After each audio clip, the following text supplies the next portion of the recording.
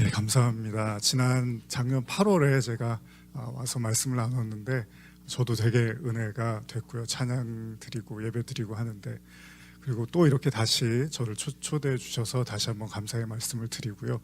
기대하시는 분도 계실 거고 안 하시는 분도 계실 거라고 생각을 합니다. 하나님께서 여러분들의 모든 만약 기대감이 있으시다면 화답해 주시기를 또한 저 또한 간절히 바랍니다. 잠깐 기도하고 말씀 나누시겠습니다.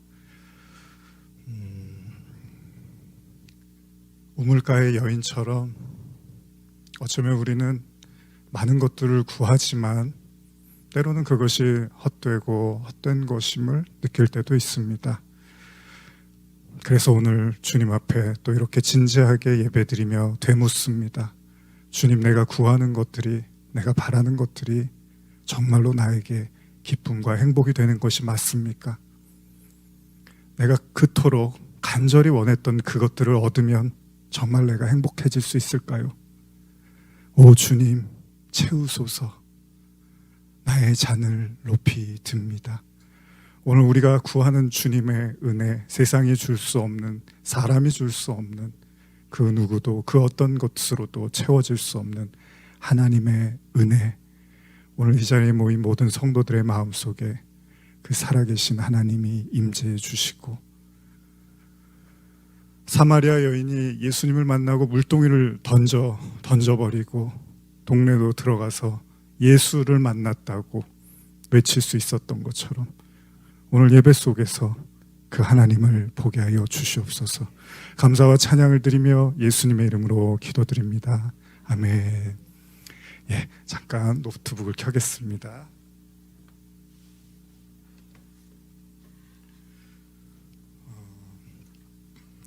다시 한번 오늘 말씀 나눌 수 있는 기회를 주셔서 또 목사님께 그리고 성도님들께 감사의 말씀을 드립니다. 뭔가 뜻하심이 또 있지 않을까, 오늘 말씀을 통해서 그런 깊은 하나님의 은혜가 있기를 축복합니다. 우리 앞뒤적으로 서로 그냥 하나님이 함께 하시기를, 오늘 깊은 은혜가 함께 하시기를 축복하는 마음으로 잠깐 인사 나누시고 말씀 나눌까요? 우리 축복합니다. 예, 감사합니다. 자, 오늘 본문은 그렇게 어려운 본문은 아닙니다. 잘 들리시죠? 제 목소리. 예. 이 마르다와 마리아의 이 이야기는 사실 여러분들이 한두 번쯤 들어보셨을 거고요. 그렇게 어려운 내용이 아닙니다. 그럼에도 불구하고 제가 지난번에 말씀 준비할 때는 그렇게 좀 어렵지 않게 금방 이렇게 본문을 정하고 설교를 할 수 있었는데, 오늘 설교는 좀 제가 이렇게 좀 어려움을 가지고 여러 번 이렇게 이 본문을 정했다가 다른 본문을 하고 그러면서 결국 이제 이 본문을 정하게 됐는데요. 그래서 뭔가 말씀을 나누시는 가운데 또 하나님이 주시는 마음이 있지 않을까 생각을 해봅니다. 자, 오늘 여러분과 나누고자 하는 이 마르다와 마리아, 슬기로운 제가 신앙생활이라고 이렇게 정해봤는데요. 지금 이 본문에서는 예수님이 누가복음 10장을 통해서 그 선한 사마리아인의 비유가 이렇게 등장을 하거든요. 그리고 바로 그 다음에 나오는 이제 구절입니다. 특별히 설명 없이요, 갑자기 예수님이 마르다의 집에 이렇게 방문하셨다고 기록이 되어 있습니다. 혹시 이 본문에 등장하는 마르다, 마리아, 여러분들 어느 정도는 아시죠? 아마 잘 아시는 것처럼 요한복음 11장을 보시면 예수님이 죽은 자를 이렇게 살려내셨던 사건, 혹시 누군지 아시나요? 나사로, 그쵸? 나사로를 어마어마한 경험을 한 사람, 나사로가 죽었는데 살아나는 경험을 하게 되는데, 그때 등장하는 사람들이 바로 나사로의 동생들이었죠. 그래서 마리아와 마르다가 등장을 하게 됩니다. 어쨌든 이 여인들은 예수님하고 굉장히 친했던 것 같아요. 그러다 보니까 예수님과 굉장히 가까운 사이였고, 예수님이 그 나사로의 무덤에 가서 정말로 눈물을 흘리시고 또 친구라고 또 말씀하실 정도로 각별하게 이 나사로에 대한 마음을 가지셨던 것 같습니다. 그러나 이것은 이제 놀라운 기적의 계기가 되고, 죽었던 이 나사로가 어쨌든 간에 나흘 만에 그 무덤에서 썩은 내가 난다고 해서 모두가 절망하고 포기하고 있을 때 이 나사로의 부활을 통해서, 사실 이 마르다와 마리아 그리고 나사로도 그렇지만 이들이 경험한 그 예수님은 정말 엄청난 분이었을 거예요. 그렇죠? 여러분들도 아마 그 자리에 계셨다면 누군가 죽었는데 그 신앙이나 기도를 통해서 살아나는 걸 목격하셨다면 여러분들에게도 그건 평생 잊지 못할 기억일 것입니다. 바로 이 여인, 그래서 나중에 마리아가 옥합을 깨트리는 모습으로 이제 예수님께 자신의 그 경외감을, 예수님에 대한 마음을 표현을 하고 있는데, 어쨌든 간에 이렇게 예수님과 마르다 그리고 마리아가 무언가 이제 이 각별한 관계가 있어 보인단 말이죠. 근데 오늘 본문에 나사로는 등장은 하지 않습니다. 다만 예수님께서 갑작스럽게 이 마르다의 집을 방문하셨다고 이야기를 하고 있는데요. 예수님께서 이 여인의 이제 집에 들어가십니다. 오늘 여러분들이 읽으신 본문이 바로 그건데, 이제 여기서부터 이야기가 시작이 되는 거죠. 예수님이 집에 이렇게 들어가셨는데 동생 마리아는 어떻게 하죠? 뭔가 하던 일을 멈추고 그냥 예수님 옆에 갑자기 다가갑니다. 그리고 예수님의 발치에 앉아서 그냥 말씀을 듣기 시작하는 거죠. 근데 언니 마르다의 생각은 좀 다릅니다. 그녀는 주님께서 자신의 집을 방문하셨다는 이 사실에 굉장히 책임감이 드는 거예요. 그러다 보니까 이것저것 준비할 게 많아졌다는 겁니다. 성경은요, 이 마르다의 마음이 분주했다고 이야기를 하고 있거든요. 그래서 이 원어를 보시면 이 마음이 어수선하고 아주 바쁘고 심지어는 과중한 짐을 지었다라고도 표현할 수 있습니다. 그러니까 예수님의 방문이요, 마르다에게는 사실 없지 않아 이 부담스러운 일이 되어버렸다는 거예요. 그럴 수 있잖아요. 왜냐하면 너무 엄청난 분이니까. 이미 나사로를 통해서도 그렇고 뭐 많은 사람들의 병을 고쳐주시고 하나님의 아들 메시아라는 사실을 선포하고 또 느꼈단 말이에요. 경험했단 말이에요. 그런 분이 집으로 방문하셨다는 사실은 이들에게는 너무나 놀라운 사실이기도 하죠. 우리도 그렇지 않습니까? 내가 좋아하고 존경하고 사랑하고 아끼는 분이, 더 잘해드리고 싶은 분이 우리 집에 방문하시면 우리 마음도 그렇게 그냥 아무렇지도 않지는 않잖아요. 뭔가 잘해드리고 싶은 법이잖아요. 문제는 이 마르다가 예수님이 오셨는데 마음이 굉장히 어수선해지고 복잡해졌다는 겁니다. 그렇게 마음이 이리저리 바쁘게 분주해진 그녀는요, 갑자기 이제 조금씩 화가 나기 시작하는데, 그게 뭐냐면 동생 마리아가 눈에 들어오는 거죠. 본문처럼 마리아는 예수님이 오셨음에도 불구하고 별다른 행동을 하지 않는 거예요. 예수님을 어떻게 대접해야 될지에 대해서는 별로 관심이 없고 그냥 예수님 곁에 그냥 앉아 있는 거예요. 그러니까 엄밀히 말하면 주님의 발치에 앉아서 그냥 말씀만 듣고 있는 거예요. 마르다의 눈에는 그냥 잡담만 하고 있는 것처럼 보였겠죠. 마르다는 갑자기 동생 마리아를 보자 화가 나기 시작을 합니다. 참다 못해서 예수님께 이제 한마디 요청을 하는 거죠. 본문 한번 읽어볼까요? 누가복음 10장 40절입니다. 시작. 마르다는 준비하는 일이 많아 마음이 분주한지라 예수께 나아가 이르되 주여, 내 동생이 나 혼자 일하게 두는 것을 생각하지 아니하시나이까 그를 명하사 나를 도와주라 하소서. 그렇습니다. 마리아가 슬슬 화가 나기 시작을 합니다. 무슨 말입니까? 동생 좀 혼내주세요. 지금 저만 혼자서 일하는 게 안 보입니까? 동생에게 일 좀 거들라고 좀 뭐라고 얘기 좀 해주세요라고 예수님께 요청을 하는 거죠. 그렇지 않습니까? 예수님이 누구신데, 그런 예수님이 집에 오셨는데 저렇게 아무 생각 없이 대접할 준비도 하지 않는 게 말이 됩니까? 아마도 마르다의 생각에 예수님은 조금 서운하고 이렇게 불쾌, 예수님이 그렇게 느끼셨을 거라고 생각을 한 거예요, 마르다가. 자, 우리는 이런 언니 마르다의 입장을 충분히 이해할 수 있습니다. 그렇죠? 누구라도 그런 마음이 들었을지도 몰라요. 손님을 집에 모시고 와서 마실 것 하나, 먹을 것 하나 내다 놓지 않으면 예의가 없다고 생각을 하잖아요, 우리들도. 마르다가 그런 것처럼 우리도 그렇게 생각할지도 모릅니다. 예수님이 속으로 얼마나 마리아를 흉보고 계실까. 저렇게 생각이 없어. 저렇게 철이 없단 말이야. 이런 생각을 했을 거예요, 마르다가.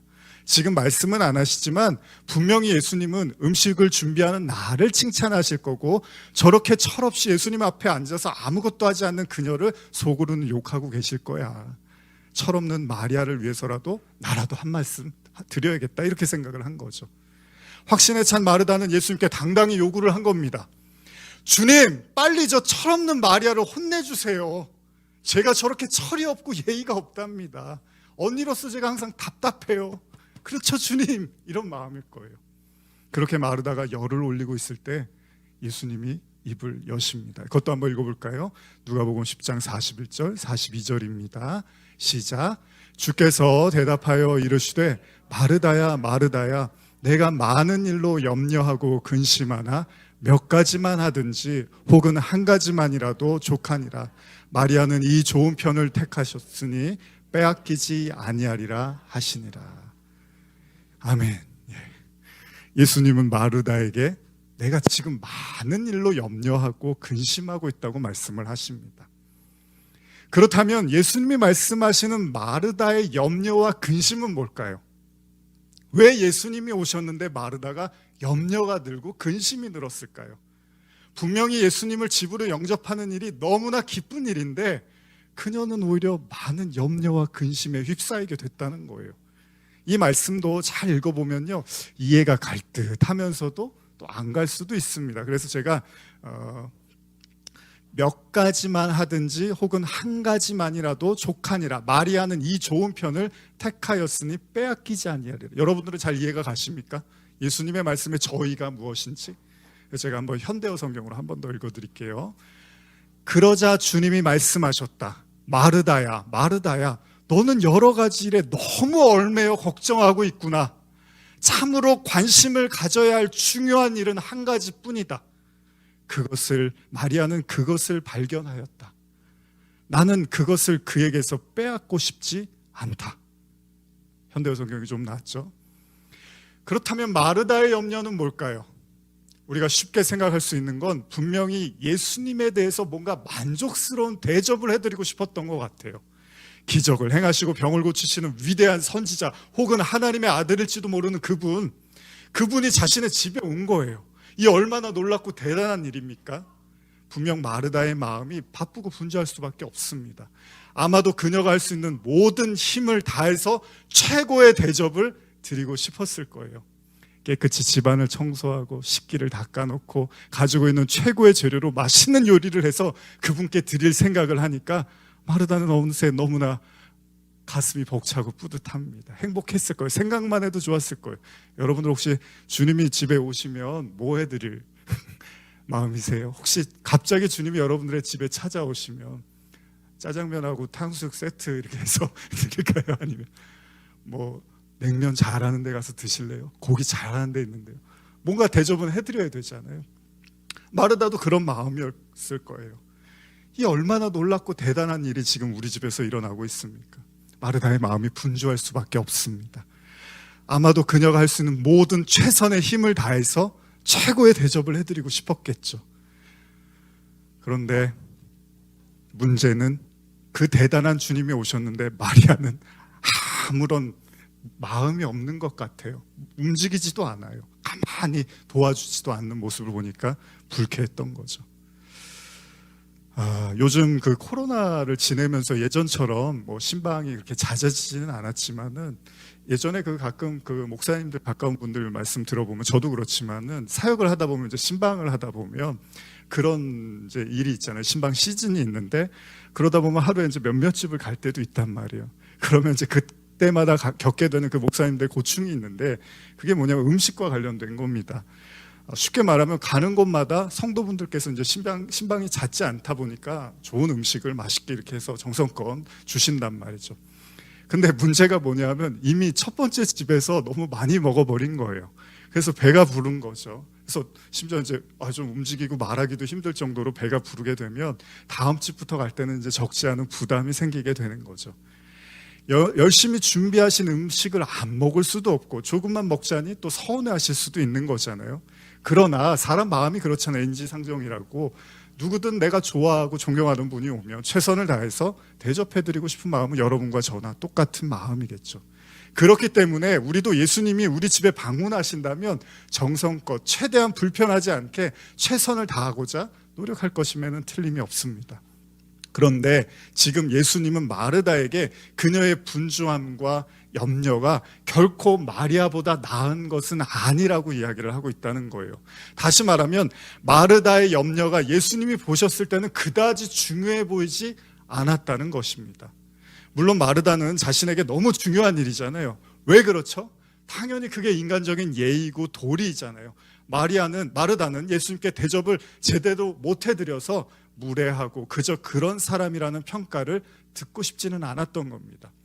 마르다의 집을 방문한 예수님께 받고 싶었던 평가는 뭐죠? 분명히 이런 것이었을 거예요. 야, 내가 마르다의 집에 갔는데 정말 괜찮은 사람이더라. 얼마나 집도 깨끗하고 음식도 얼마나 맛있던지, 그리고 진짜 예의가 바르고 정말 선한 여인이야. 나는 그녀를 정말 마음껏 축복해주고 싶어. 그녀의 정말 신앙은 정말로 아름답고 훌륭한 여인이야. 그러나 예수님은 마르다의 기대와는 달리 마르다가 가졌던 이 당연한 생각에 대해서 그다지 환영하는 눈빛이 아닌 것으로 보입니다. 심지어는요, 자신의 화를 돋우던 동생 마리아를 오히려 예수님이 칭찬까지 하시는 거예요. 바로 이 지점에서 마르다가 적지 않은 충격이 됐을 수도 있습니다. 마르다에게는 너무나 중요한 분주함과 염려가 예수님께는 그다지 중요하지가 않더라는 거예요. 오히려 예수님의 관심은 자신의 곁에서 말씀을 듣겠다고 저 천진난만한 얼굴을 하고 있는 마리아에게 훨씬 더 가 있으시다는 겁니다. 분명 마리아와 같은 모습을 한다면 여러분들 어떠실까요? 보편적으로 사람들에게는 결코 환영받을 수 있는 사람은 아닐 수도 있습니다. 일하는 곳에선 더더욱 그렇잖아요. 일은 안 하고 그냥 얘기만 하고 있는 것 같고 가만히 있는 것 같고, 교회에서도 심지어 이런 사람들이 환영을 못 받을 수도 있습니다. 게으른 사람이라는 지적을 받을 수도 있습니다. 왠지 마리아는 눈치도 없어 보이고 최소한의 예의도 없어 보이는 그런 사람처럼 보입니다. 사람이 왔으면 해야 할 최소한의 대접조차 할 생각을 잊고 있으니 말입니다. 그런데 예수님은 마르다의 선택보다 마리아의 선택이 옳다고 하니까 이 더더욱 어처구니가 없는 거예요. 여러분, 이 이야기에서 중요한 내용이 뭘까요? 의미가 뭘까요? 이 말씀이 우리에게 주시는 메시지는 뭘까요? 우리가 예수님을 자꾸 인간이 생각하는 잣대와 기준으로 봐서는 안 된다는 거잖아요. 이 얘기가 사실 어려운 얘기는 아니잖아요. 근데 그런데도 불구하고 성경에서 우리에게 주실 때는 뭔가 깊이 있는 하나님의 말씀이 담겨 있다는 거잖아요. 사람들에게 당연한 이야기가 예수님께는 당연하지 않을 수도 있고요, 사람들에게 옳은 이야기가 예수님께는 옳지 않은 이야기일 수도 있다는 거예요. 사람들의 판단이 예수님의 판단과 다를 수도 있고요, 심지어는 정반대일 수도 있다는 겁니다. 그 이야기는 무슨 말입니까? 지금 예수님께서 마르다의 분주함과 염려를 그다지 대수로운 것으로 여기지 않고요, 그리고 존중하지 않는 것처럼 보입니다. 어쩌면 저와 여러분들이 오늘날 우리가 살면서 가지고 있는 여러 가지 염려와 걱정과 근심들이 있으시잖아요. 근데 그거를 예수님이 별로 대수롭게 여기지 않으실 수도 있다는 얘기입니다. 그러니까 우리는 이게 굉장히 중요한 염려와 걱정이고 근심이고 주님이 여기에 굉장히 관심을 가질 거라고 생각을 할 수 있는데, 예수님한테는 별로 그게 관심거리가 안 될 수도 있다는 겁니다. 그러니까 우리의 수많은 분주함과 염려와 걱정거리들이 한번 생각해 볼 필요가 있는 거예요. 정말로 주님도 그렇게 생각하실까? 분주함과 염려 속에서 있었던 마르다는요, 예수님을 모셔다 놓고 어떻게 하죠? 심지어는 화까지 냅니다. 화가 났어요. 그러나 예수님은 그런 마르다의 마음을 아시는지 모르는지 이 화난 마르다를 달래는 것이 아니라 오히려 마리아를 높여주시더라는 겁니다. 마르다야, 내가 많은 일로 염려하고 근심하나 몇 가지만 하던지 혹은 한 가지만이라도 족하니라. 마르다야, 너는 여러 가지 일에 너무 얽매여서 걱정하고 있구나. 참으로 관심을 가져야 할 중요한 일은 한 가지뿐이다. 참으로 관심을 가져야 할 일은 한 가지뿐이다. 제가 이 본문을 이제 준비를 하다가 예전에 이제 바울의 말씀이 좀 떠올라서 예전에도 나눴었는데 그걸 한번 여러분과 좀 나눠 보려고 해요. 바울이 결혼에 대한 이야기를 하는데 이런 말씀이 나와요. 같이 읽어볼까요? 고린도전서 7장 32절에서 35절입니다. 같이 한번 읽어보겠습니다. 시작. 너희가 염려 없기를 원하노라. 장가가지 않은 자는 주의 일을 염려하여 어찌하여 주를 기쁘시게 할까 하되 장가간 자는 세상 일을 염려하여 어찌하여 아내를 기쁘게 할까 하여 마음이 갈라지며 시집가지 않은 자와 처녀는 주의 일을 염려하여 몸과 영을 다 거룩하게 하려 하되 시집간 자는 세상 일을 염려하여 어찌하여야 남편을 기쁘게 할까 하느니라. 내가 이것을 말함은 너희의 유익을 위함이요 너희에게 올무를 놓으려 함이 아니니 오직 너희로 하여금 이치에 합당하게 하여 흐트러짐 없이 주를 섬기게 하려 함이라. 바울이 이런 이야기를 하는데 제가 현대 성경을 한 번 더 읽어드릴게요. 나는 여러분이 근심을 모르고 살기를 바랍니다. 결혼하지 않은 남자는 어떻게 하면 주님을 기쁘게 할 것인가 하는데 자기 시간을 바칠 수 있지만 결혼한 남자는 아무래도 이 세상 일을 생각해야 하고 또 어떻게 하면 아내를 기쁘게 할 것인가에 마음을 써야 하므로 관심이 분산됩니다. 결혼한 여자도 마찬가지입니다. 결혼하지 않은 여자는 자신의 됨됨이를 늘 살피며 매사에 주님을 기쁘게 해드리려고 마음을 쓰지만 결혼한 여자는 집안일과 남편에게 일일이 신경을 써야 합니다. 이런 얘기를 한단 말이에요, 바울이. 35절입니다. 내가 이런 말을 하는 것은 여러분을 돕기 위해서지 결혼하지 말라는 것은 아닙니다. 나는 여러분들이 여기저기에 관심을 빼앗기지 않고 주님 섬기는 일에 온 마음을 쏟을 수 있도록 도와드리고 싶습니다. 바울은요, 본문을 통해서 어찌 보면 그 혼인에 대해서 좀 당황스러운 이야기를 하는 것 같아 보입니다. 그것은 아무래도 혼인한 자들은 그에 따른 걱정이 더욱더 가중이 될 수밖에 없다는 거잖아요. 이거는 혼인을 하지 않은 사람은 하나님께 더 집중할 수 있다라는 이제 의미로 이야기를 하는 거잖아요. 바울은 그런 이유가 아무래도 혼인을 하면 상대방을 기쁘게 해드려야 되는 그런 마음 때문에, 상대방을 만족시켜줘야 되는 마음 때문에 그런 인간의 마음이 당연히 하나님께 집중하는데 분산될 수밖에 없다는 겁니다. 뭐 틀린 말은 아닙니다. 가정을 꾸리면요, 당연히 책임지고 해야 될 수많은 일들이 있잖아요. 신경 쓸 일이 너무 많습니다. 그렇다고 우리가 하나님을 믿는 믿음 때문에 이 일들을 무시할 수가 없단 말이죠. 그러니까 바울의 이야기가 맞아요. 그럼에도 불구하고 바울이 이런 말을 하는 건 인간의 속성이 하나님보다는 사람을 기쁘게 하는 것에 좀 더 몰입하게 될 수밖에 없다는 얘기잖아요. 무슨 말이냐면요, 어쩌면 이것이 인간의 죄의 속성이기도 한데 어쨌든 인간은요, 눈에 보이지 않는 하나님보다는 눈에 보이는 사람을 기쁘게 하는데 그 마음이 치우칠 수밖에 없다는 거예요. 그렇잖아요. 하나님이 눈에 보이지 않는데 사람은 눈에 보이잖아요. 그리고 즉각 반응한단 말이에요. 근데 하나님은 그렇지 않아요. 그러니 어찌됐건 간에 우리도 사람에게 집중할 수밖에 없다는 거죠. 근데 그럼 우리가 타인을 만족시키는, 뭐 그게 가족이든 뭐 친구든 직장 동료든 누군 간에 우리가 그런 타인을 만족시키는 것에 있어서도 잘 생각해 보면 정말로 내가 그 사람을 사랑하고 아껴서 만족시키려고 하는 것인지, 혹은 자기 만족을 위한 타인에 대해서 이렇게 애를 쓰는 것에 대해서 생각해 볼 필요가 있다는 겁니다. 예를 들면요, 부모님이, 저 요즘 아이들 보면 정말 너무 안타깝습니다. 제 아이도 이제 고등학교 막 올라갔는데 제가 이제 잠깐이지만 프랑스에서 좀 시간을 보내고 그랬었는데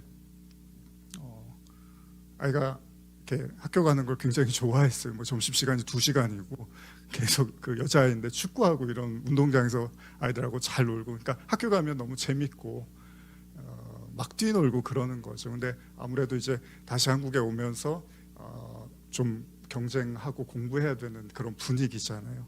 그래서 저는 이제 자꾸 잘하고 공부하고 있으면 자꾸 잘하고 그러면 이제 나중에 아이가 좀 짜증을 내더라고요. 근데 저는 좀 아이들이 좀 더 이렇게 좀 자유롭게 좀 즐거운 시간들을 보냈으면 하는 바람이 있습니다. 예를 들면요, 부모님들이 아이한테 계속 공부해라, 학원 빠지지 말아라, 좋은 대학 가야 사람 대접 받는다, 좋은 직장에 들어가고 연봉은 이 정도 받아야지 먹고 사는데 지장이 없다, 그러니까 지금 아무리 힘들어도 꾹 참고 열심히 공부만 하면 돼, 내가 뒤에서 다 뒷바라지 해줄 테니까 너는 아무 걱정하지 말고 공부만 하면 되라고 말을 하는 걸 보면 어찌 보면 아이를 위하는 것일 수도 있지만 또 때때로는 안타깝게도 부모 자신들의 만족을 위한 경우도 적지 않다는 걸 우리는 잘 알고 있습니다. 개인적으로 저도요, 사람들을 만나고 이렇게 음식을 먹게 되면은 식사를 하잖아요. 그런데 제가 이렇게 상대방한테 자꾸 먹을 걸 좀 많이 권하는 편입니다. 뭐 다 먹었는데 배부른데 또 먹으라 그러고 이러는데, 이제 그러다가 제 아내가 어느 날 너무 그러지 말라고, 상대방 불편하다고 그런 이제 뭐 잔소리 아닌 잔소리를 듣기도 하는데요. 제 입장에서는 상대방을 위한 행동이라고 생각하지만 때때로 상대방에겐 오히려 그게 불편한 일이 될 수도 있다는 거잖아요. 그러니까 실제로는 상대방이 불편해도 내 마음이 좋고 만족스러우면 그것이 그도 만족할 거라는 착각을 하기도 한다는 거예요. 결국 마르다가 예수님께 꾸중 아닌 꾸중을 듣습니다. 하나에만 집중하자. 사실 마르다가 크게 잘못한 게 없습니다, 여러분. 예수님께 잘해드리고 싶었던 거잖아요. 그렇습니다. 예수님을 만족시켜드리고 싶었어요. 그러면 자기도 뿌듯할 것 같았고요. 누가 내가 해준 음식을 맛있게 먹으면 그거 참 기분이 좋잖아요. 마르다가 원한 건 모든 사람이 보편적으로 생각했던 바로 그거, 상대방을 기쁘게 함으로써 자기도 인정받고 칭찬받고 싶었던 거죠. 그게 뭐 잘못입니까? 그럼에도 우리는 이 본문을 쉽게 지나칠 수가 없습니다. 모든 말씀이 그러한 것처럼요, 분명 여기에도 귀한 구원의 메시지가 흐르고 있기 때문입니다. 이거는 구원의 메시지가 흐르고 있는 거예요. 뭐 그냥 이렇게 지혜로운 삶에 대한 이야기를 하고 있는 게 아닙니다. 성경은 그런 얘기를 하는 게 아닙니다. 프랑스의 철학자이자 정신분석학자인 자크 라깡이라는 사람이 있는데요, 이 사람이 인간의 욕망에 대해서 이런 표현을 씁니다. 인간의 욕망은 타자의 욕망이다, 이런 말을 해요. 무슨 말이냐면 인간의 욕망은요, 자기 욕망인 것 같지만 사실은 타인이 욕망하는 걸 내 것으로 받아들여서 그걸 내가 욕망하고 있다고 착각을 한다는 겁니다. 아까도 제가 예를 드린 것처럼요, 뭐 공부를 열심히 해서 좋은 학교 가고 직장 좋은 데 가고 좋은 연봉을 받으며 살라는 것이 행복이야라고 말을 할 때, 그건 정말 여러분과 제가 스스로 그렇게 믿고 그렇게 확고하게 확신하기 때문에 욕망하는 것이 아니라, 그 욕망이 때로는요, 부모 혹은 학교 혹은 사회, 세상이 우리에게 그렇게 욕망하도록 가르친 것일 수도 있다는 겁니다. 내 욕망이 아니라 들은 욕망이고 그걸 내 것으로 착각할 수도 있다는 겁니다. 왜 그런 경험이 있지 않습니까? 나는 너무 맛있게 먹어서 다른 사람한테 추천을 했는데 다른 사람은 먹어보고 별로인 거예요. 그럴 때 좀 뻘쭘하잖아요. 난 너무나 재밌게 본 영화인데 다른 사람한테 추천을 해줬는데 별로 재미없다고 하는 거예요. 물론 취향의 차이가 있고 자라온 환경의 차이일 수도 있습니다. 이럴 때 가끔 우리가 당황을 하는데 타인의 욕망과 나의 욕망이 다르다는 걸 우리가 확인하게 됩니다. 내가 좋아한다고 다른 사람이 다 좋아하는 것도 아니고요, 다른 사람이 다 좋아한다고 또 내가 좋아하는 것도 아니라는 겁니다.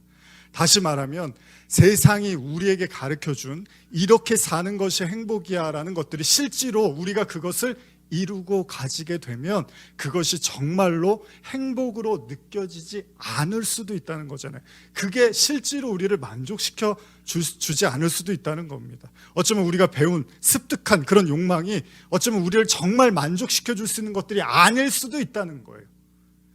그럼에도 불구하고 우리는 타자의 욕망을 나의 것으로 여기면서 애를 쓰고 평생을 바쳐서 살기도 한다는 것입니다. 자, 마르다의 이야기로 다시 돌아가 보면요, 예수님이 지금 자신의 집에 방문하셨습니다. 그렇게 존경스럽고 아끼고 사랑하는 그 주님이 자신의 집에 유하기 위해서 오셨는데, 마르다는 기쁘고 즐겁기는커녕 오히려 분주하고 마음이 어수선하고 심지어는 원어의 의미처럼 막중한 짐을 진 것처럼 부담으로 작용하더라는 겁니다. 이유가 뭘까요? 예수님을 만족시켜드리기 위해서, 그러니까 마르다의 신앙은 모든 사람들이 알고 있는 대로 타인을 만족시킴으로써 그 칭찬을 받을 수 있다는 그 믿음이잖아요. 그 생각, 그 욕망으로 마치 바울이요, 아내가 남편을, 남편이 아내를 어떻게 기쁘게 할까, 오히려 그 마음이 하나님께 집중하는 것을 방해한다고 하잖아요. 마르다의 인간적인 생각입니다. 누구나 할 수 있는 그 생각이 예수를 어떻게 하면 잘 대접하여 만족시킬 수 있을까라는 이 생각, 이게 오히려 예수님께 집중하는 걸 가로막고 있더라는 거예요.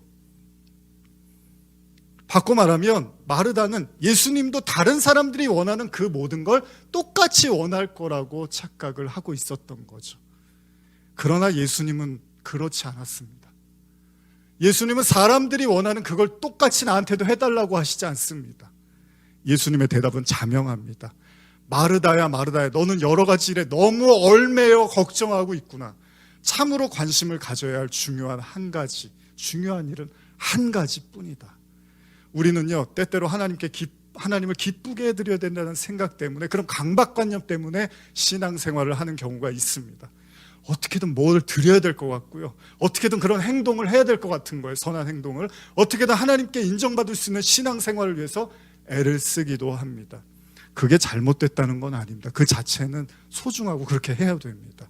그분께 최선을 다하는 그 마음이 저와 여러분들 안에 넘쳐야 되는 것은 사실입니다. 다만 착각하지 말아야 될 것은, 주님이 원하시는 게 사람들의 생각과 다를 수도 있다는 겁니다. 하나님이 진짜 원하시는 것, 주님이 정말 원하시는 것은 다른 것이 아니었습니다. 뭐죠?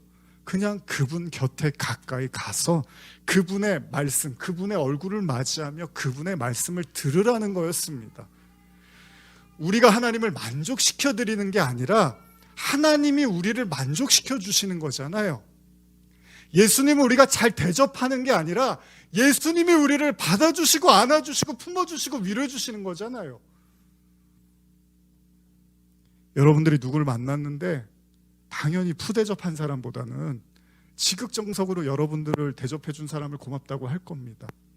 근데 입장을 바꿔서요, 상대방이 나를 만날 때마다 맨날 그렇게 부담감을 가지고 중압감을 가지고 나를 만약에 대했던 거라면 그게 정말 편안한 관계일까요? 사실 만남의 목적은요, 맛있는 밥을 먹고 좋은 카페에 가서 차를 마시는 게 아닙니다. 데이트해 보신 분들 아시겠지만 연인이 정말 사랑하고 좋아하면, 또 친구 관계도 마찬가지예요. 길거리의 떡볶이도 편의점의 캔커피도 아무 문제가 되지 않습니다. 길거리에 앉아서도 1시간, 2시간이고 얘기를 합니다. 그저 함께하는 그 순간이 소중할 뿐인 거죠. 주님을 만나다는 게 뭘까요? 예배를 드린다는 게 뭘까요? 하나님의 나라는 뭘까요? 지금 우리가 드리는 이 예배의 순간, 그리고 지금 이 와중에도 여러분들의 생각과 마음을 쉬지 못하게 하는 수많은 일과 책임져야 될, 또 짊어져야 될 수많은 염려와 근심과 삶의 무게들, 어쩌면 우리가 신앙생활에서 당연시하는 그 생각들 있잖아요. 이것이 주님을 위한 것이겠지, 이렇게 하면 주님이 기뻐하시겠지, 그 생각들이 오히려 주님께 나아가는 걸 정말 방해할 수도 있다는 겁니다. 제 개인적으로요, 제가 이제 온라인 설교 저도 이제 한 10년 정도 이제 돼가는데, 말씀을 좀 전해야 된다는 그런 마음 때문에 설교 준비를, 그냥 설교도 아니고 이제 온라인으로 또 설교를, 이렇게 인터넷 설교를 하다 보니까 좀 중압감이 있었어요. 그래서 매주마다 이제 설교 원고 쓰면서, 제가 뭐 매일 설교를 자주 하는 건 아니지만 한 편을 하든 두 편을 하든 이제 좀 더 정성을 들여서 해야겠다고 해서 이제 오랫동안 그런 중압감이 있었는데, 지난주였어요. 이 설교 준비하고 하는데 설교에 대한 좀 중압감이 있다 보니까 그런 생각을 하는 거예요. 나는 설교 기계인가? 설교 머신인가? 나는 설교 준비하고 설교하는 게 나한테는 다인가? 이런 생각이 좀 들었어요.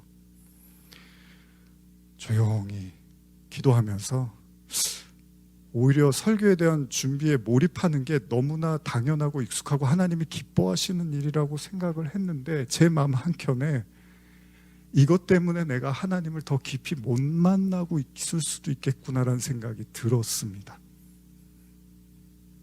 하나님이 나는 설교 준비하고 묵상하고 맨날 설교해야 돼, 거기에 몰입해, 근데 그게 다고 최고고 최선이라고 생각했는데, 그 너머의 하나님을 내가 못 보고 있었구나라는 생각을 하게 됐습니다. 그래서 참 의미 있는 설교예요, 오늘 이 메시지는 저에게도. 그렇습니다. 하나님은 사람이 아닙니다.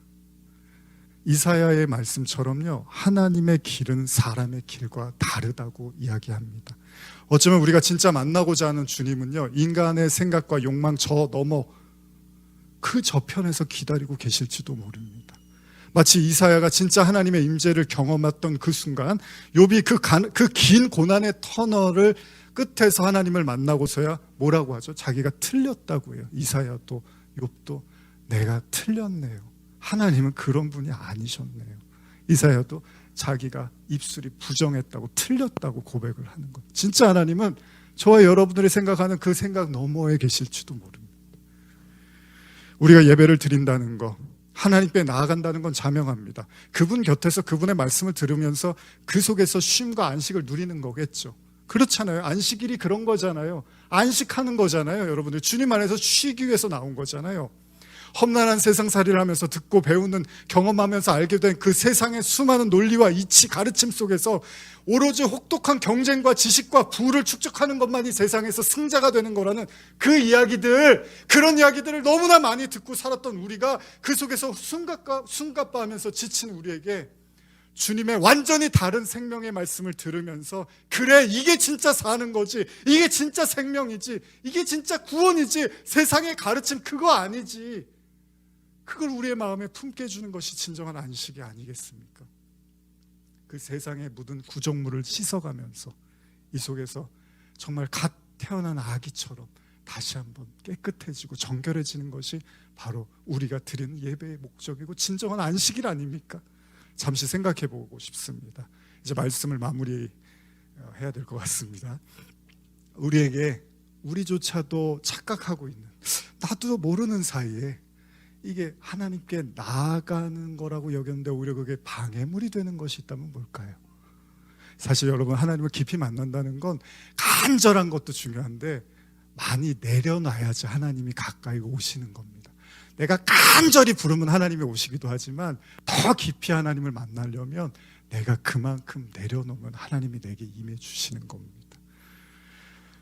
우리는 신앙이고 예배고 믿음이라고 여겼는데 오히려 그것이 하나님께 나아가는데 짐이 되어버렸다면 그게 뭘까요? 여러분들에게는. 오늘 예수님이 여러분들에게 방문하셨는데 여러분들에게 꾸짖으시면서 마르다야 하나만 하자라고 했을 때 여러분들의 마음의 짐은 뭘까요? 마태복음 11장 28절, 제일 좋아하시는 많은 분들이 9절 한번 읽어볼까요? 시작. 수고하고 무거운 짐진 자들아 다 내게로 오라, 내가 너희를 쉬게 하리라. 최소한 예수님은 한 입으로 두 말씀하시는 분은 아닌 것 같습니다. 그랬으면 마르다를 칭찬하시고 마리아를 꾸짖으셨어야 되는데 예수님은 마리아를 칭찬하신 게 맞습니다. 저 말씀이 맞는 거예요. 예수님의 방문은 어떤 이에게는 쉴 수 없는 일이 되지만 오히려 분주하고 부담이 되지만 어떤 여인에게는 예수님을 곁에 앉아서 참된 안식과 쉼, 그리고 사랑하고 기다렸던 연인과의 만남처럼 느껴질 것입니다. 여러분, 예수님과 영생하기를 원하시죠? 예수님 계속 부담스러우시면 안 됩니다. 천국에 가셔서도 예수님 앞에만 서면 뭘 해드려야 되는 거 아니야? 그냥 옆에 이렇게 기대시면 되는 거죠. 오늘 슬기로운 진정한 여인? 이렇게 말을 할까요? 이것이 진정한 슬기로운 신앙생활이 아닐까 생각해 봤습니다. 오늘 여러분들의 모든 마음의 무거운 짐이 다 내려지고 하나님의 가장 깊은 곳인 성전에서요, 우리가 지성소로 들어가는 거잖아요. 거기까지 가는 게 진짜 하나님을 만나는 거죠, 그죠? 지성소에 가서 하나님의 임재를 겪어야 되는데 아무나 잘못 들어갔다가는 죽습니다. 오직 그리스도의 은혜만 입은 자만 하나님의 임재 속에 들어가는 겁니다. 다른 것은 하나님이 요구하지 않습니다. 그리스도의 보혈, 그리스도의 은혜, 이것이 하나님을 만날 수 있는 유일한 길입니다. 오늘 하나님의 은혜가 여러분들의 모든 바쁘고 분주했던 마음속에 하나만 바라보는 은혜로 함께 하시길 축복합니다. 기도하시겠습니다. 하나님 아버지, 감사합니다. 주님은 우리에게 짐을 지우시는 분이 아니라 우리의 짐을 담당하신 분입니다. 오늘 이렇게 같이 말씀을 나눌 수 있는 은혜를 주신 주님, 우리에게 모든 수고와 무거운 짐이 내려놓아지게 하시고, 또 우리가 염려하는 것이 꼭 주님의 관심이 아닐 수도 있다는 생각도 하게 하셔서 다 내려놓고 예배드리는 그 순간만큼은 주님의 품에 안기게 하여 주시옵소서. 감사와 찬양을 올려드리며 예수님의 이름으로 기도드립니다. 아멘.